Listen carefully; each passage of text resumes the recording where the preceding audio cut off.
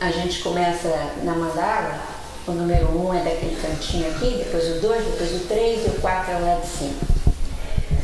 Então, o primeiro sacrifício, o sacrifício da autossustentação,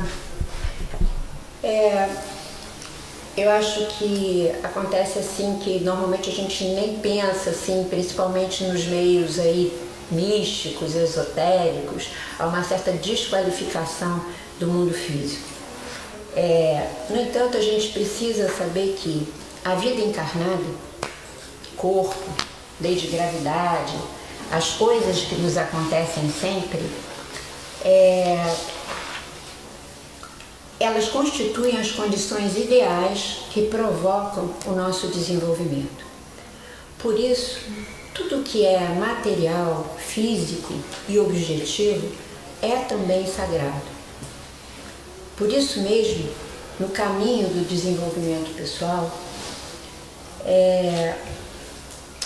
um ser adulto, ele necessita ser capaz de se autossustentar.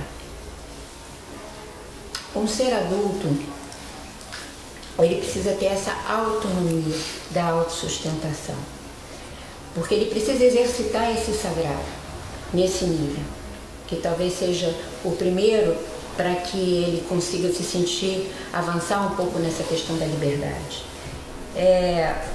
Um ser adulto que é sustentado pelo pai, pela mãe, pelo marido, pela pensão, na verdade, ele não está conseguindo exercitar essa autonomia e quase sempre por detrás dessa situação, às vezes a gente pensa que a pessoa é preguiçosa ou que ela é acomodada, mas por trás dessa acomodação o que existe é um grande medo, um medo de enfrentar o mundo, uma voz dentro de si que diz: você não vai ser capaz de conseguir isso. Então, há uma necessidade dessa pessoa desenvolver o enfrentamento com esse medo, porque não tem nada que mais atrapalhe a gente na vida para que a gente consiga conquistar a nossa totalidade do que o medo. Então, o exercício de ter uma autonomia financeira reflete, na verdade, uma prática de enfrentamento dos medos. E não é só financeira, quando eu falo da autonomia da autossustentação, porque não é só ganhar dinheiro, é como a gente ganha dinheiro. Se a maneira como a gente ganha a nossa vida material, ela reflete a nossa própria essência. Se o trabalho que a gente exercita reflete essa nossa essência, é uma continuidade do que a gente é. A autossustentação, eu acho que inclui como eu administro a minha vida, porque eu posso ganhar muito dinheiro e posso ter uma péssima qualidade de administração. E como eu cuido de mim mesma num aspecto mais global. Como é que é a minha alimentação, como é que é meu exercício, como é que é a minha moradia, qual é a qualidade das ajudas terapêuticas e médicas que eu procuro. E hoje em dia a gente tem que ter um cuidado com isso enorme, porque tudo isso virou mercado, não é? Então a gente tem que ter uma maturidade de escolha para todas as nossas coisas. Então, o sacrifício da autossustentação, ele não precisa ser uma coisa pesada, não é? A menos que eu tenha ficado presa no medo e me coloquei dependente de alguém, ou que eu tenha escolhido um trabalho, uma profissão que me impuseram ou que a vida me impôs, porque eu também me deixei levar pelo medo, não é? E eu acabo não me cuidando. Voltando aqui à nossa cola astrológica, a gente começa a desenvolver essa capacidade de autossustentação quando a gente nasce. Mas é esperado pela grande lei do universo que em torno dos 42 anos a gente tenha conquistado essa etapa. Em torno dos 42 anos, um pouco antes para algumas pessoas, um pouco depois para outras, a gente vive um trânsito astrológico muito importante de todo mundo, sem exceção. Plutão quadra com Plutão. É um momento muito marcante. Se espera que até os 42 anos, então, a pessoa tenha se tornado autossustentável. todos nós. Até porque nessa idade a gente vai ter uma oportunidade muito contundente de rever a nossa vida, inclusive a autossustentação. Mas a gente só pode fazer isso se a gente tiver desenvolvido a confiança de que, mesmo que eu precise mudar, eu vou saber lidar com os meus talentos, os meus recursos, eu vou me responsabilizar pelo meu processo e eu vou conseguir fazer as mudanças que eu preciso fazer. Então, é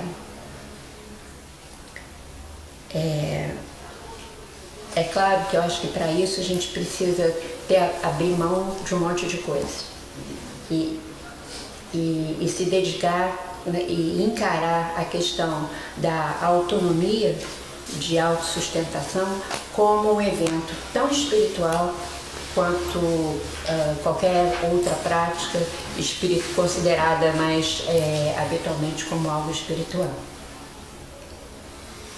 Eu acho que uma coisa que nos atrapalha muito hoje fala-se muito em deadline, né? Deadline, quer dizer, uma data marcada para a gente poder finalizar, não deixar a coisa solta, tem que amarrar, vamos costurar, vamos amarrar, vamos costurar.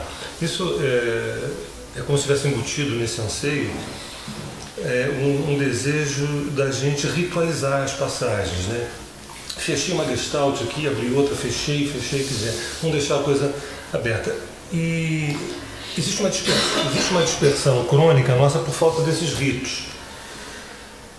Quando a gente está trazendo 4 sacrifícios que nos aproximam da felicidade, esses sacrifícios estão atrelados a ciclos que são, eu diria, psicoquímicos, né? Eles têm a ver com uma química interna, né? Por exemplo, né? Se eu chegasse e dissesse assim, nós temos um deadline até os 42 anos, essa questão de você se sustentar já está encaminhada. Mesmo que deixe claro que não significa, então, dos 40, 42, 43, por aí, você esteja muito bem de vida materialmente. Se sustentar não é estar apenas muito bem de vida, mas é um conjunto de fatores que faz com que você, olha, eu estou no meu território, eu me banco, eu me sustento. Hoje a gente vê uma dificuldade muito grande dos filhos saírem de casa, né? E quando saem, bate e voltam, porque não tiveram um amadurecimento para encarar o mercadão que está aí, quer dizer, esse nível de competição feroz, né? Então, se a gente tem uma educação verticalizada, que fala assim, olha, você tem 4 décadas para assumir o teu território financeiro, pragmático, objetivo. Agora, tem uma explicação muito simples, por que isso é tão difícil, né? Por exemplo, você chegar aos 60, aos 70, aos 80, preocupado com a sobrevivência, é tão normal, é tão comum, entendeu? Então, é como se essa preocupação fosse roubando uma certa inteligência, ela fosse drenando uma certa inteligência criativa, né? Aonde eu aloco a minha inteligência? Não, eu coloco essa inteligência na minha questão de sobrevivência. Eu quando tinha 20, 30 anos, eu corri atrás da sobrevivência, aos 40 eu corri atrás da sobrevivência, aos 60 agora eu estou preocupado com a questão financeira. Acho que tem alguma coisa errada. O errado é o mundo, é o sistema financeiro. Não, peraí. É muito importante que, quando isso acontece, é comum a gente perceber que essa pessoa está fora do seu caminho, da sua identidade vocacional. Quando a pessoa parte de um princípio vocacional, né? Nós estamos no primeiro sacrifício, olha, você vai ter que se sustentar, você vai ter que se bancar. Papai e mamãe vão até um ponto, daqui para frente você tem que ir, entendeu? Então, se eu começo errado, como é que eu começo errado? É o seguinte, eu não me escuto, não me ouço, não me percebo e vou escolher uma profissão ou uma identidade profissional que tenha a ver com a melhor oportunidade de mercado. Então, num primeiro momento eu vou estar muito bem na foto, porque eu escolhi uma coisa que tem futuro. Eu só esqueci de uma coisa, que isso não tem nada a ver comigo. Mas a verdade é que meu pai, minha mãe, minha avó, minha tia, meus antepassados, também não se preocupavam, na verdade, quem eu sou e qual é o encaminhamento vocacional que eu vou dar a isso. Não, e sim o que o mundo exige e como é que eu vou fazer para me adaptar a essa demanda de mundo. A partir daí vem a ruína. Essa pessoa vai ter que se sustentar até o final da vida. E mesmo quando ela consegue uma vitória financeira, né? Não estando no seu próprio território vocacional, consegue, através de muito esforço, muito empenho, né? e muita competência de inteligência pragmática, a gente repara que o olho não brilha, o olhar não brilha. Se você perguntar assim, você é feliz? A pessoa vai gaguejar, ela vai gaguejar. Ela vai gaguejar. E vai dizer assim, olha, eu já que essa experiência da felicidade ou do amor é tão difícil, então pelo menos eu consegui que eu fosse invejado. Eu acho que eu sou uma pessoa invejada, eu sou uma pessoa desejada, porque muitas pessoas gostariam de ter aquilo que eu tenho, entendeu? E por quê? Na verdade, no fundo, os outros avalizam, né? Os outros avalizam, puxa, que legal, né? A pessoa ter aquilo que ela tem, mas escuta, ela está no lugar dela? Não, ela foi ali simplesmente com uma tentativa de sobrevivência. Então, o primeiro sacrifício é como me bancar. E o que eu acho que esses dados cíclicos, eles são perturbadores, né? De 0 aos 42, a gente já deveria ter tido uma pedagogia interna para descobrir qual é o meu lugar, quais são os expedientes que eu uso para me sentir muito bem situado e ter o meu sustento. Ter o meu sustento é ter as minhas condições de vida consideradas aí. Então, isso é tão difícil porque a gente tem um corpo, o corpo é um organismo demandante. O corpo é um território demandante. Se a gente nada fizer, deitar na rede, ele já começa a roncar, o estômago começa a roncar. E isso é uma técnica maravilhosa, isso é uma técnica fantástica. Porque fala assim, escuta, olha a inércia. Porque, porra, se você deitar na rede e ficar olhando o oxigênio passando, assim, puxa, é uma coisa legal. Mas o estômago, ele dá um sinal, ele fala assim, epa. E a pessoa não vai associar isso a uma força espiritual, a um mestre espiritual interno que diz assim, escuta, olha só, vem cá, vamos, e aí, o que vai rolar? Né? Então, o próprio desejo erótico fala assim, puxa, é tão bom não me relacionar, porque é uma confusão essa de relação, entendeu?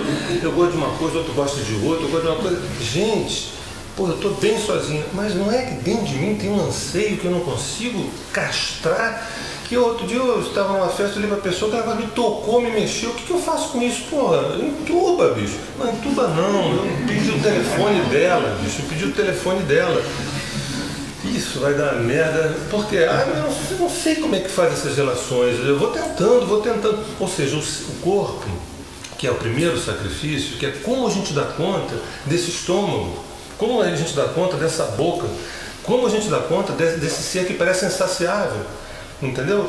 Que inclusive o corpo, ele também incorpora os bolsos também, né? Quer dizer, como fazer para enchê-los, vamos dizer assim, de alguma forma.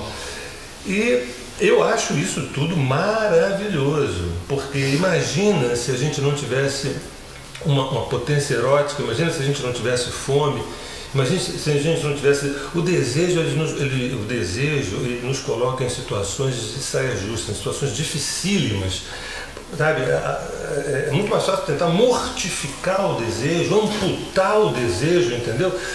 E aí você se transforma num objeto ou seja, você quebra, você assume uma derrota humana, né? Eu não conseguindo envergar o abismo, né, que é essa travessia, que é me tornar humano, que a gente não nasce humano, a gente se torna humano, isso na melhor das hipóteses, porque a gente não nasce humano e na maioria das vezes a gente não morre humano, entendeu? Vai ficar para uma próxima. Então, e essa travessia de se tornar humano, de se tornar um homem, de se tornar uma mulher, o primeiro sacrifício, vai ter que se bancar, e vai se bancar no mundo, entendeu? Bem, o segundo sacrifício, né, tem uma inteligência, eu não seria capaz de ter bolado esse troço. Se alguém dissesse assim, escuta, você tem na mão a possibilidade de trazer um projeto para a humanidade, eu não teria a genialidade de inventar a fome, de inventar o apetite sexual, a necessidade do outro da relação. É uma coisa assim absolutamente genial e que nos expõe, né? Nos expõe, porque um desejo, ele leva a outro desejo, ele leva a outro desejo, ele leva a outro desejo. E se a gente não toma conta, a gente não entra no segundo sacrifício, a gente fica ali alimentando desejo, ou seja, não sai de uma primeira infância ou de uma pré-adolescência. simbolicamente falando. Ainda que cronologicamente a gente vai embora. Cheguei aos 50. E é muito comum na clínica a gente ver jovens de 60 anos, jovens de 55, entendeu? E também não é raro encontrar idosos de 18. Hoje eu tenho visto idosos de 18 anos empenhados em fazer concurso público porque estão muito preocupados com o dia de amanhã, entendeu? E eu falei, de onde é que você importou esse modelo? Claro que eu sei de onde importou o modelo. A primeira frase assim, né? Meu papai, minha mamãe, meu papai, minha mamãe, eu sei que você ouviu esse filme, entendeu? Escuta, você está dizendo para mim o seguinte, que você não será capaz de bancar o seu sonho, é isso? Ela fez assim, com muita genialidade, a pessoa responde assim, hã? Fala, você não vai ser capaz de bancar o seu sonho. Eu falei, como assim sonho? Pois é, como assim sonho? Pois é. Não, vê aí se meu mapa é bom para fazer um concurso público. São idosos de 18 anos, de 20 anos, 22 anos, alguns nem terminaram a faculdade ainda, entendeu? Então, é um sacrifício gigantesco, um sagrado ofício. Isso é uma oração. Quem diz eu não tenho religião, eu digo assim, escuta, se você está correndo atrás de uma sustentação digna, honesta, você tem uma religião. No mínimo essa religião é a tua vida, é a vida. Ou seja, de você poder honrá-la, de você poder chegar, olhar no espelho e falar assim, cara, olha, o Fritz Perl, ele tem um livro, ele tem uma das definições da Gestalt que eu acho interessante. Perguntaram ele uma vez o que é Gestalt, ele disse assim, Gestalt é você limpar a sua própria merda. Sabe aquela expressão? Cagando e andando, sabe? Que o jovem faz muito, fala assim, tô nem aí, porra. Aí vem alguém por trás, assim, com um paninho. Vem alguém por trás. Esse alguém é mãe, é pai, é tio, é avô, é amigo, é mulher, é alguém assim. Mas vem cá, quem foi que fez isso aí?